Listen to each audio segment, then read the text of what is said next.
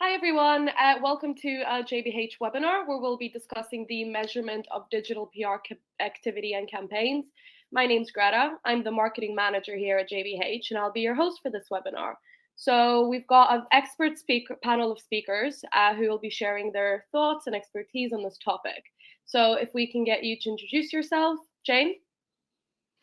Yes, I'm Jane. I'm Jane Hunt, CEO and co-founder at JBH. And I'm responsible for sales and marketing. I work obviously on business development, and I work very closely with the service delivery team to make sure clients are happy that we're delivering what we're selling in. And also I work with the rest of the team to make sure that we're constantly looking at how we can improve kind of the measurement of digital PR and how we can kind of bring some innovation to it and look to the future as well. Andy? Hi there, I'm Andrew Holland. I'm the Director of SEO at JBH, and if I'm a bit sniffly, it's because I'm suffering with man flu today, which we all know is a very dangerous condition. So my role sees me as partly involved in business development. I also am in charge of the SEO side of the business for our SEO clients, and also I help work with the digital PR team.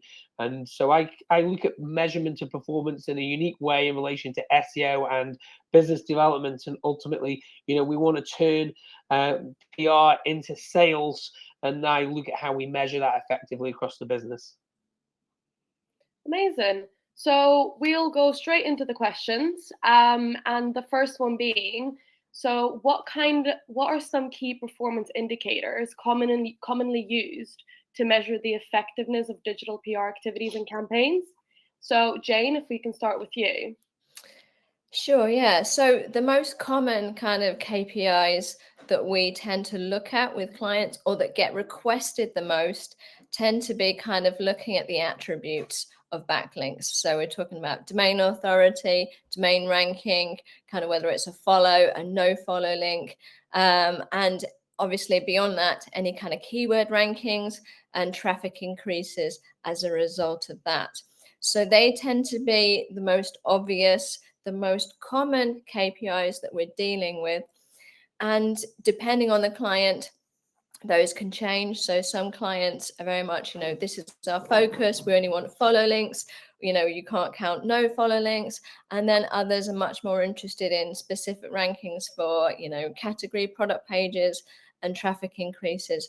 So the KPIs tend to be led by the brand, but also kind of across agencies, domain authority, DR, follow, no follow tend to be the traditional KPIs you'd be looking at. Andy, have you got anything to say on that as well? Not really, other than the fact that I think KPIs are really dependent on the actual client and the SEO team, and that's I think that's a part of the issue with the industry, full stop, because what's meaningful to one person is very not meaningful to the other, and that depends on background, training, past experience, sector, industry. We've got sectors who care very deeply about the type of publication the brand appears in, and we've got sectors and clients who do not care about that in whatsoever, and they're just all about the links and the metrics like the DR, DA authority, and how many numbers we're getting. So I think there's a lot of potential KPIs, and I think the importance is weighted by the client side, and that's where it becomes difficult for agencies, because some agencies are geared towards a certain style of PR that certain SEO clients will want and certain brands want, and then certain brands and clients and SEOs are geared towards other metrics. So it's a really difficult thing, measurements of KPIs, but James covered all the right ones. I just think it's such a mixed bag, and it's very dependent on the client. Yeah.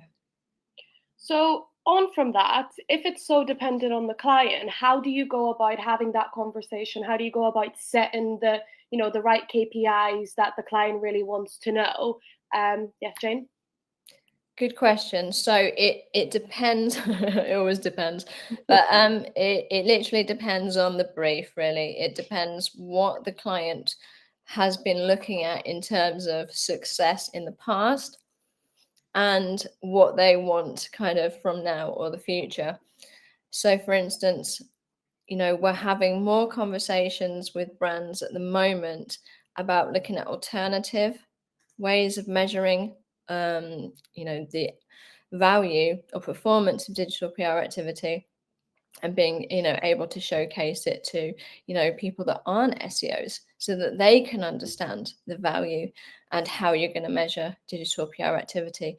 Because at the end of the day, even SEOs have to get the budget from somewhere. So they have to be able to convince other people, what KPIs they're looking at, why they're looking at those, and if they're going to have any correlation with any commercial objectives that might be in play too.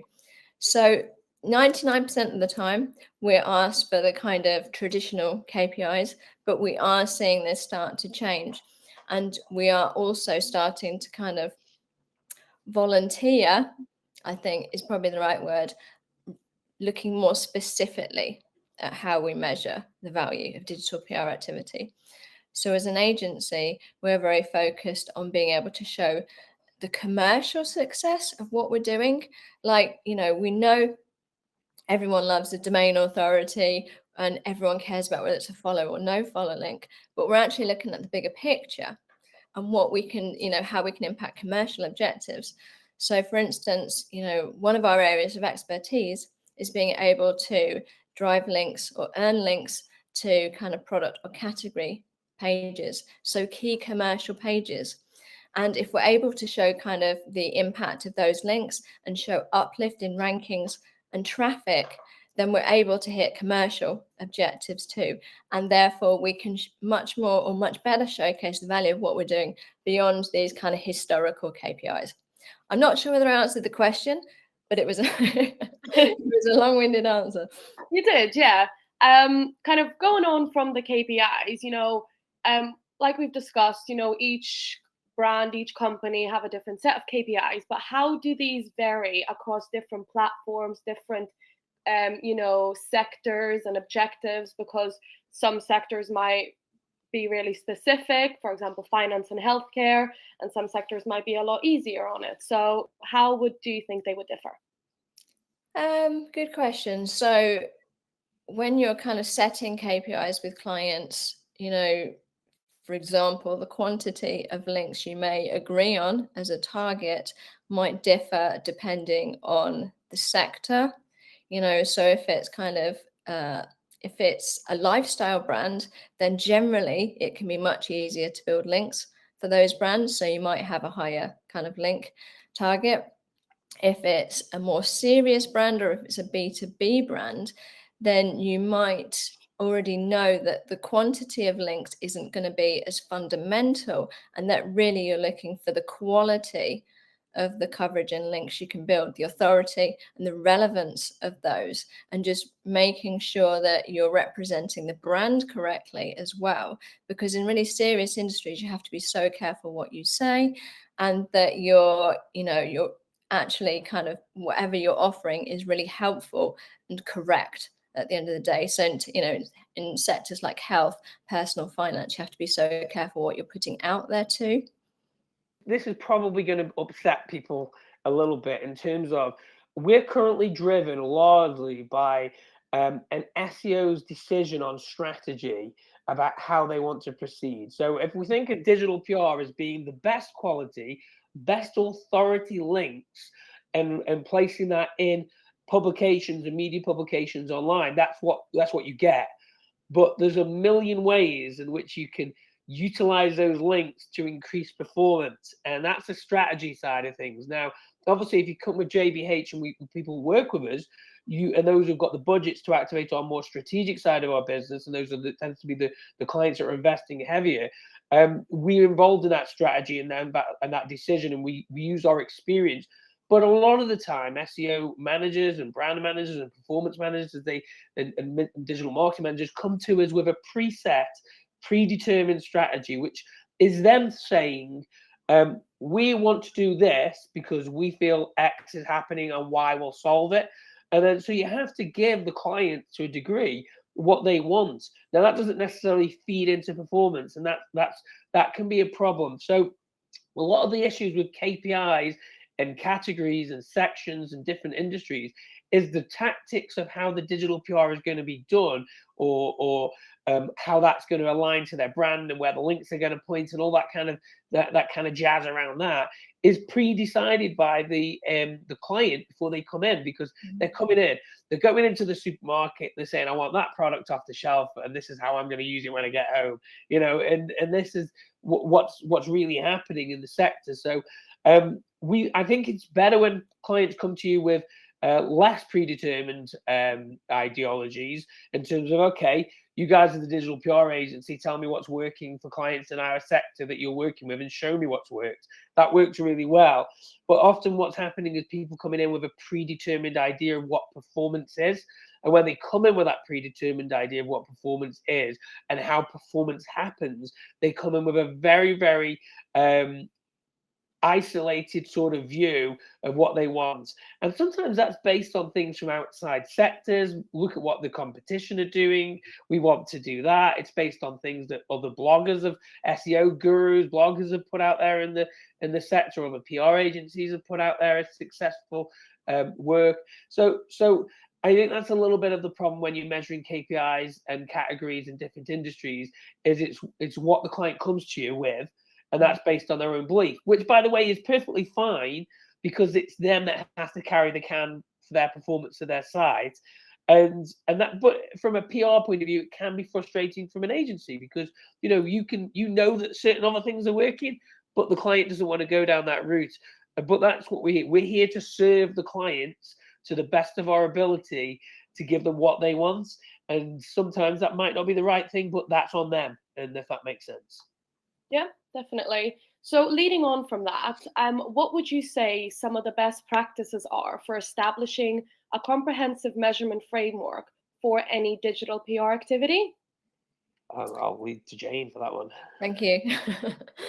I think the starting point should always be what the SEO team want to achieve and how that aligns with the overall business objectives. And if we can link kind of digital PR activity with commercial objectives, then we'll be able to better show, we'll have a better framework in the first place for a strategy. And then that strategy should obviously be really relevant to what we need to achieve. So for example, if a brand, has kind of new products, new services that they kind of want to build brand awareness for, they want to drive links to those pages, then that's a really specific strategy and something that we can work with from a digital PR perspective to make sure that the links we build point to these specific pages, that within the coverage we're setting the brand up in the right way, that we're talking about the product correctly, and that we're kind of, obviously building links on the relevant publications where that target audience is sitting too. So it kind of goes beyond just building links for the sake of building links. However, I realize there's a lot of brands that still just want to focus on building a high quantity of links, also want the authority of those as well. But in order for us to really show or demonstrate the impact we can have as a digital PR agency, the more aligned we can be with commercial objectives, and the more, and the closer the SEO team are working, with the wider marketing teams, etc., the better the results that we can provide in general. Yeah, that sounds great. So how can some organizations ensure they are accurately tracking and evaluating the success of their digital PR initiatives over time? Because when you think about it, some of it can get a bit lost. So how do you make sure to really track it and showcase the work and showcase the ROI?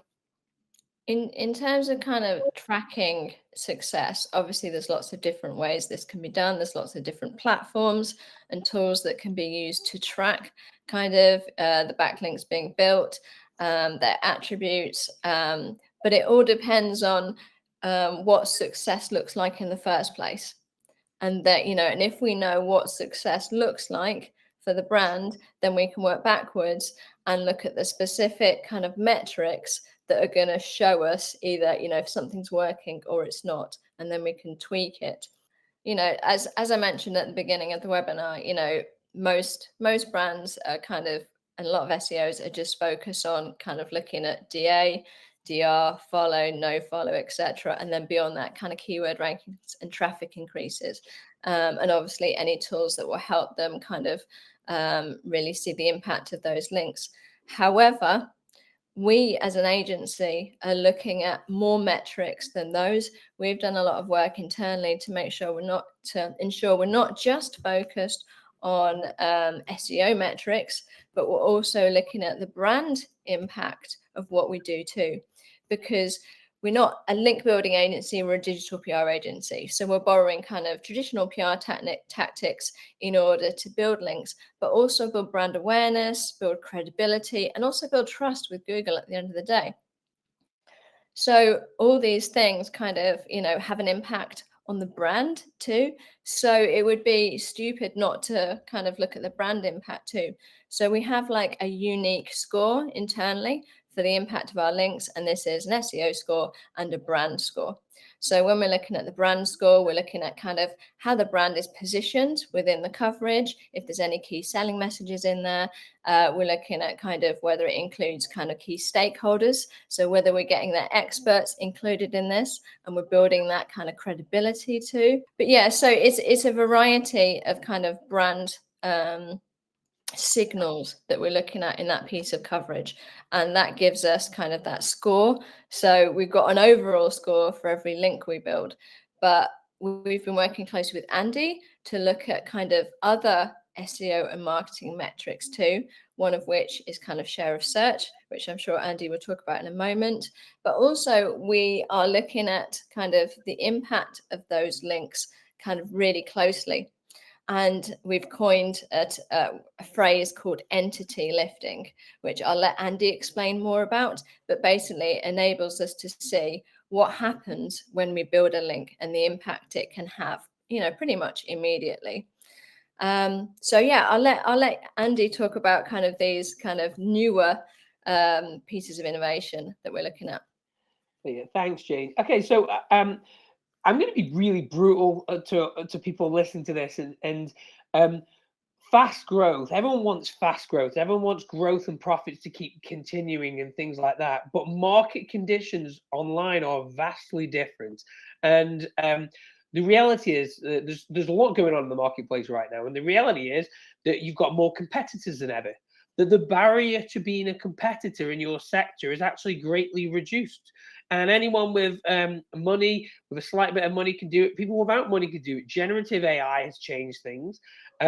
Google is changing things. And it is really difficult out there. And with regards to ROI and things like that, so ROI really is an efficiency metric. It's how efficiently you do something, not an effectiveness metric. So when people come in and they talk about what's the ROI of the digital PR and things, they're looking at the efficiency. Well, the efficiency is you spend £200 and gain one link. That's an efficiency metric. What's our cost per link and things like that. But that doesn't necessarily feed into effectiveness of the PR. And that's where the industry's got a lot of broken communication, a lot of issues, a lot of challenges. We've got very siloed client-side teams which don't speak to each other very often. Departments are trying to have their own KPIs and against each other, and there's a lot of friction can go on in the team. So I think it's really useful, and something that we've seen of lately is to have one unifying metric that everybody can get behind, one that matters more than anything else, and we call it share of search. Now, share of search is a metric totally not really aligned for what we're going to talk about, but share of search is all about brand. It's originally a brand proxy metric developed by a gentleman called Les Binet and James Hankins, I think it is. Les Binet works for the IPA and also works for Adam and Eve DVB, I think it is the agency. Very much known as the godfather of marketing effectiveness, a very well-known gentleman in the industry. And he created this metric share of search using Google Trends data. And all it is really is you analyze yourself against your competitors and you see what amount of brand search you have and search interest. And the reason why they say that matters is because if you've got a lot of search interest in your brand, we search for things we're interested in buying from at some point in the future. And they've done lots of tests around share of search. It isn't perfect, but it's a really fast and cheap way to establishing your success in the future. Because if more people are searching for you, and there's likely to be more people buying from you in the future, and it's a show of how your brand marketing cut through. Now, what we did is we took the share of search metrics and said, okay, well, let's look at that a little bit more. Well, there's two sides to share of search when it comes to SEO. And we've got share of search where people search for brands, where they're aware of the brands and they're interested in the brands. And then you've got share of search where people go to search engines and they are unaware or not decided or undecided on the brand. And they go to search engines with buyer intent keywords that they type into search engines or speak into their phones or whatever, and up shows up comes these brands that are ranking. And if you want to be considered, you've got to be on those pages, and that's how SEO works.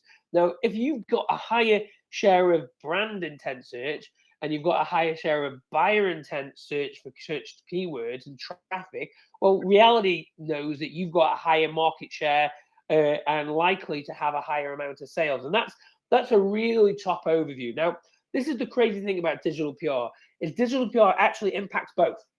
And it's one of the few things that impacts both. Traditional link building, going to get yourself on a guest post or adding yourself in somewhere, or niche insert as they do these days, that doesn't impact brand search.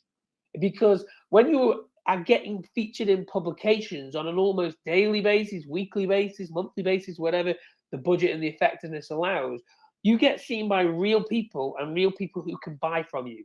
You're telling real people you exist, and that we know that leads to click-through of the links, that we know that leads to brand search, and we also know that some of the people reading some of the content that gets shared will be in the market to buy that today, and they're going to go to search engines totally with just buyer intent keyword, not brand decided, and recognize that brand again because they read about it 2 days earlier.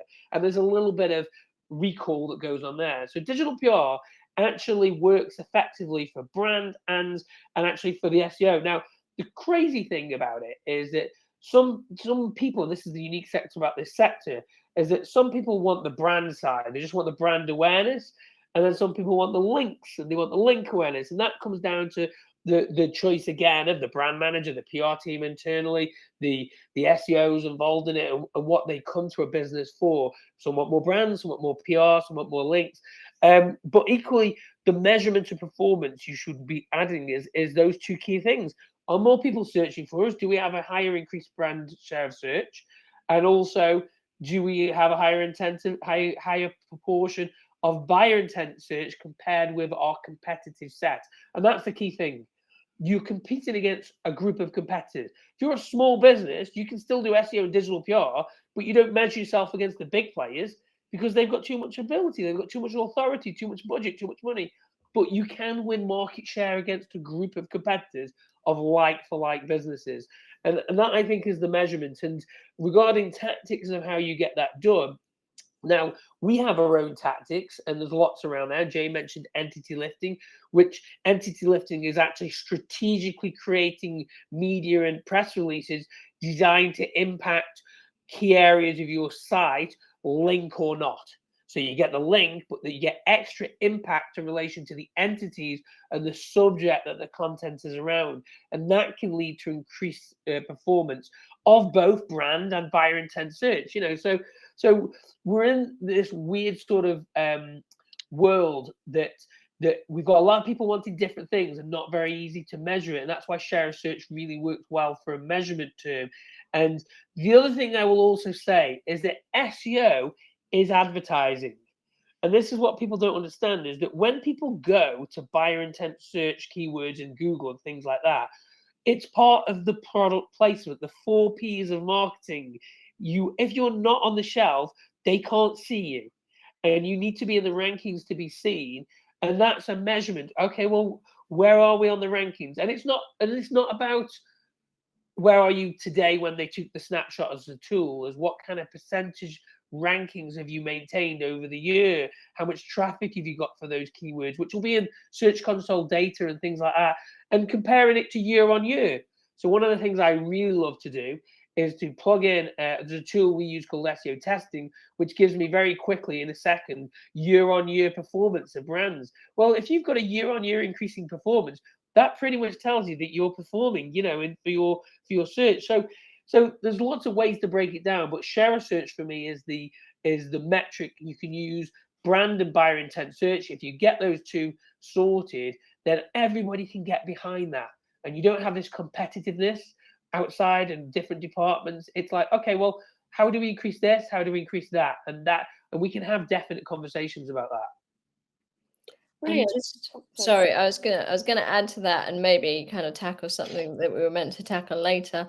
But while Andy was talking about share research and kind of, the metrics that brands are looking at right now, obviously we're in a very interesting, and that's my positive spin, a very interesting time for many brands out there. We've got various Google updates that are going on. We've got kind of sites being affected all over the shop, regardless of sector, etc. And we know that, SEO teams, marketing teams as a whole are under a lot of pressure at the moment to show the value of, of their budgets, where they're putting their budgets, why they're putting them there. They have to justify everything. So as an agency, we understand that it's a very tricky time to kind of make decisions, to judge agencies, to work out what KPIs to focus on.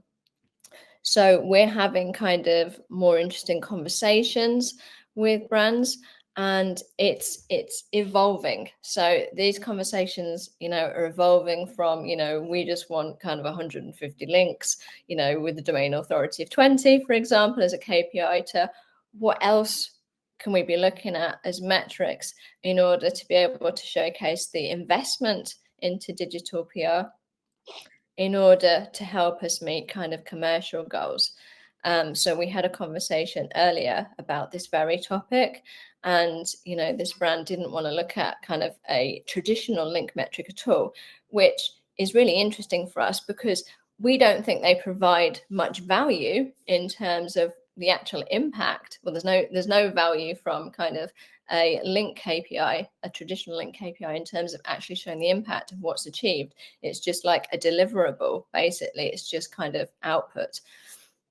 And so, we're starting to have these more interesting conversations about how we can make KPIs much more focused to what needs to be achieved for the business to help them kind of get back to where they were before, having lost a lot of rankings and traffic, from various updates over the last kind of 18 months. So as an agency, we're very much thinking about what else we can do to help clients showcase digital PR activity to the C-suite so they understand what we're doing, why we're doing it, and the potential impact of it too. So I think with budgets under a lot of stress, with ROI under kind of a lot of investigation, for want of a better word, it's not the right word, but you know what I mean. I think with all this pressure, I think things will start to change a little bit, and brands and SEO teams won't be able to just focus on this traditional link KPI anymore, and maybe we'll become more sophisticated with the way we're judging the impact of building links, especially digital PR, because it can have so many more benefits. I mean, we've done campaigns for brands in the past where we've not only built links, we've impacted kind of email signups in the thousands. We've built ridiculous brand awareness. We've increased sales traffic from, adding to their email subscribers and things. So just to look at digital PR in isolation as just a set of links, I think really undervalues what we actually can do. That was a very long answer, but I hope that made sense. It was a really good answer. It got me thinking as well, and this could end up being a really quick answer. I'm not sure, but since implementing these new types of measurements and looking at share of search and entity lifting, how was that transition coming along to our clients? So whenever you kind of pitch that, going, oh, we're going to be looking at a different metric right now, did they get a positive response? Did they kind of seen the benefits of it? Have they looked at it and went, oh yeah, we can really see the difference? I'll jump in there, Greg, and I'll say this. So one of our clients says he's had the best months he's ever had recently. So, and that is having been destroyed by link spam and helpful content updates. We managed to reverse that using these techniques. So in reality, yes, the clients are seeing that. Now, I just want to tackle this link KPI thing because we talk about link KPI. My heart sinks over link KPI because I honestly do not care about it, and that's in my heart sinks when I hear we have to do it and we have to do it, and I understand why we have to do it because people are trying to understand value, and mental accounting regarding value of marketing is hard enough. It's often called we're selling the invisible, and that's true. And people talk about brand love and brand recognition and things like that, and a lot of people have thrown that under the bus. So let's take two situations here. You can have a digital PR month. Let's have a month of a digital PR campaign where you only land 2 links.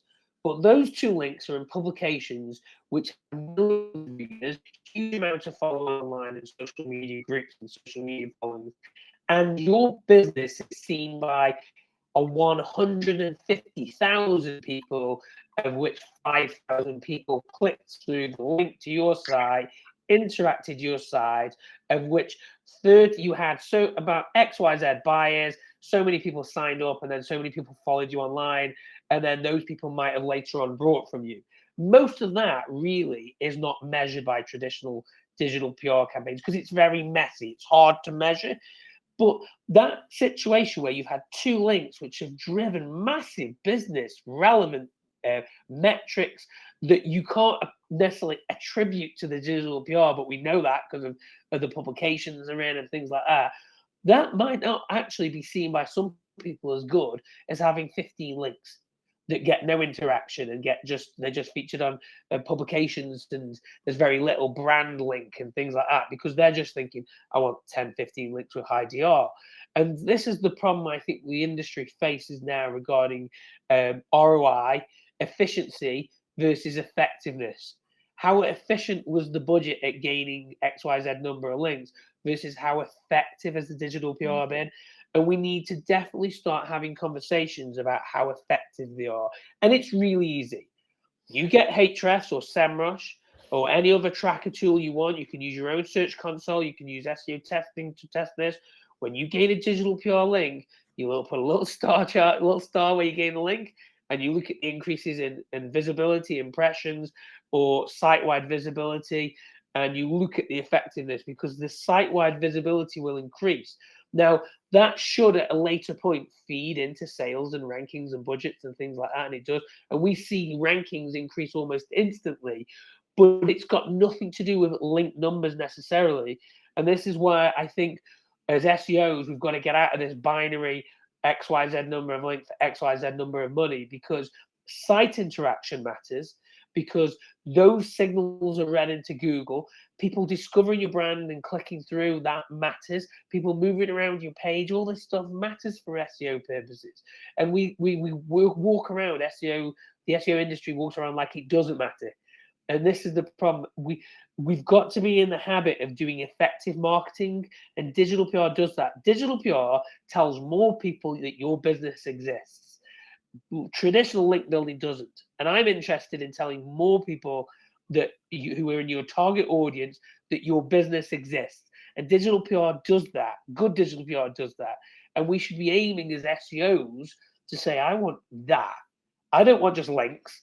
I want actually commercial links, links that act as advertisements, links that act as brand mentions, links that work with LLMs that LLMs are being trained on in the future, links that large action models. That's another thing that's coming out in terms of will be geared around.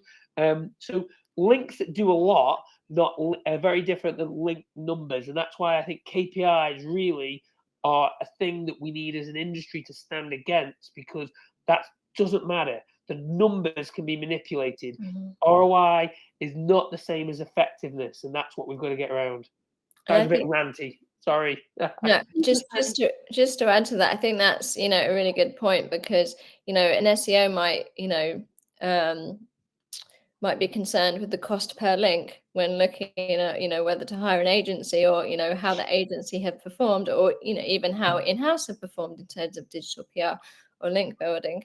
However, if you take that cost per link to the C-suite, that doesn't mean anything at all. They don't care about a cost per link. They care about the effectiveness of how that money was spent and what the outcome is, rather than just kind of what the output is.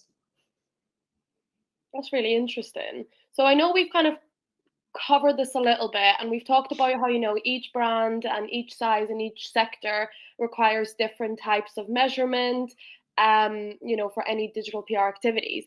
But how different is it measuring a digital PR activity for a small business and a large corporation? Like, is there a massive difference? What kind of do you look more for when you report for a large corporation versus a small one? Oh, where to start with this one? There isn't a specifically huge difference generally between what you're asked for and how you report on it for a small brand versus a big brand. Sometimes, you can be working with a small brand and you're working with a founder, and a founder might have, X number of years kind of SEO experience and things. So they'll be kind of very particular about what they're looking for, how their money is spent, what the outcome is. And, they may have, a similar amount to spend on it if they really value the activity compared to a bigger brand out there. And it used to be in the old days that, we'd see huge brands, like kind of personal finance space, for instance, spending a huge amount of money each month on digital PR. But actually what we've found is those budgets have actually come down, and there's not a huge difference between what bigger brands are spending and what kind of small to medium brands are spending on digital PR these days, because obviously, things have got much tighter. Where you tend to see the differences in terms of outcome depends on the strategy. And this is why I think there isn't a huge difference in performance between a small brand and a big brand, because it all depends what the brand wants to achieve in the first place. And, sometimes you can have a small brand enter a relatively, quiet space. And then you can have a big brand working in a much more competitive space. And if they're in a really competitive space, then they're probably going to need a lot more budget in order to be able to compete. However, there are kind of small brands out there, that, have kind of more opportunities. And, if it's a relatively new marketplace, then they're going to be able to kind of make some impact a bit quicker. However, on the other side, if you've got a big brand and they've been doing kind of digital PR for a long time, then their strategy might be a lot more niche. If you can discuss any challenges or any limitations that are associated with measuring the ROI of digital PR campaigns. I know we've discussed a few already, but if you can focus more on like how organizations and brands and businesses can overcome these obstacles to demonstrate the actual value and the impact of digital PR itself. Sure. I mean, I'll let Andy kind of build on this in a moment anyway, from an SEO perspective, but I think it just starts with the, in-house kind of SEO team or marketing team, and maybe them being kind of more creative with what they look at in terms of kind of what success looks like, and therefore what KPIs they need to look at to be able to see that success. It's a difficult one because we can only do so much as an agency. We can offer suggestions about what can be looked at. Obviously, Andy's doing a lot of work with his SEO clients, so we're doing the digital PR, and then Andy can see the impact kind of firsthand. So he's able to offer our clients this kind of additional information that they wouldn't normally get from a digital PR team, for example. So I think it's just more conversations around what could be done, what could be looked at, rather than just accepting, well, this is the status quo, this is how it's been done for the last 10, 15 years. So, and this is how we've measured performance in the past. These are the metrics we've used. So we'll just continue to use these, even though they mean less and less these days. And yeah, you can get a cost per link from it, but that's all it really tells you. So I think it's important that we're having kind of more honest, transparent conversations with clients, that they're having these conversations internally. And then as an agency that we're doing whatever we can to show the additional value, to be able to show, when a link, when we earn a link, the actual impact of the link, how Andy is doing, etc. And how we're looking at the additional value of what digital PR can offer. The problem we have right now in marketing full stop, especially with SEO and organic search, is that it's all moving too fast. That Google updates are moving at a speed that marketing departments can't keep up with. And if those updates are moving at that speed, and if the way that lead time is, for example, lead time for us is quite long these days, and because brands are being more considered about where they spend their money, they have less budget because the economy is not as good, but there's less buyers out there. So there's less of everything going on, and yet the organic search network, the search structure of Google and how they reward sites and do things is changing quickly. Multiple updates, multiple things going on. So you can have a decision that someone's making on a certain SEO or PR activity or way to spend budget that they made 12 months ago that took 3 months to come on board, and then now they're 6 months in, and the landscape has changed and the tactics need to change with it. And I think that is a problem we've got with the word ROI. And I hate the word ROI because it's not meant for marketing performance. It never was. It's been pulled in. We're spending X, Y, Z. What are we getting? What did it deliver? And that's not really the way to look at it. The way to look at it is an effectiveness measurement. Okay, well, how do we measure the effectiveness? And I've already said, like with digital PR, you can see instant lifts and you can see instant falls, because like anything, there's a competition out there. If you've got 10 brands on page one for the target keywords and all 10 brands are doing digital PR, one day one brand's gaining links and the next day the other brand's gaining links, and there's a lot of shuffle. And it's the old Rocky Balboa saying is, what you need to, winning is done by taking hits and keep moving forward. And to quote Simon Sinek, I think it is, it's an infinite game. That when you're deciding that organic search is a revenue generation center for your business, then you're in the infinite game of constantly spending. And we have a saying at JBH, always on digital PR is the most effective. And that's because it is. Because the battle doesn't end when your campaign ends. You're still going to get links because the site's getting links. And the biggest winning or losing is done, in my opinion, when I see it online, is the brands that stop link building digital PR. They pause it, they stop it, and they go back. And some brands don't do it for 2 years. And we know that some big brands don't do it. And then they lose rankings, and they lose site-wide rankings. So they were at position 1 to 3, and now they're only at position 9 to 12, and all the competitors are ahead of them. And the profits are down, and they're wondering why the profits are down. And that's because somebody paused something that was actually delivering the results. So, and if agencies, or so to say, if people and brands think that digital PR works for them, and there's overwhelming evidence that it does, you pay for it, and you keep paying for it because you want the thing that it's delivered. Even when sometimes the competition ranks above you for various reasons, or even when the search engines change the structure and it goes against you, you still do the thing that you know is going to get you the best results possible. And what is the most effective way to do SEO link building is through digital PR. That's just the reality of it.